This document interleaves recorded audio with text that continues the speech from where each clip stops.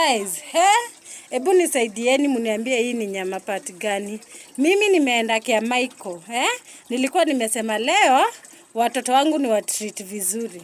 Nikaenda nikanunua kuku mbili. Maajabu ndio haya sasa. Kununua kuku, unapata kuku ilikuwa imerapiwa, ni mifupa imerapiwa na ngozi ya kuku. Guys, hebu angalieni. Shida hata si mifupa. Hebu niambie. Kuku gani iko na mbavu? Mbavu zenyewe hata si za mbuzi na si za ng'ombe. Leave alone hata mbavu. Hii ni pati gani ya kuku, guys? Acha kuku. Hii ni pati gani ya mbuzi wenye wanajua, wenye wanakulanga sana nyama? Cheki, inakaa kidole ya mtu. By the way, ukiangalia vizuri mimi hata sijaiona nyama kama hii.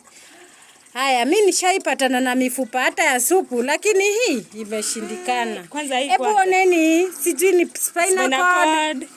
Mimi mwenye shaiona dogi kio imechinjwa. Jili tushaipatana na punda, lakini hii na wanarapu vizuri, hawana adabu. Hebu angalia kia Michael mwenye amefanya hivi. Mungu akulaani wewe. Anafunga vizuri na anafunga na ngozi ya kuku. Ushindwe sana msherati wewe. Unatuuzia nyama ya mtu. Lazima tuaddress. Inawezekana ndio wenye wacha hivyo, wacha uone mbavu. Uniambie hizi guys, hizi ni mbavu za nyama yenyewe bwana. Ina ni baru yake. Haya, hapa kuna mbavu kadhaa. Hebu nilikuwa nadhani tunapiga sherehe leo. Wapi? Hebu angali, hebu hizo mambavu zinakaa hata huwezi elewa. Hii ni nyama ya Bambo.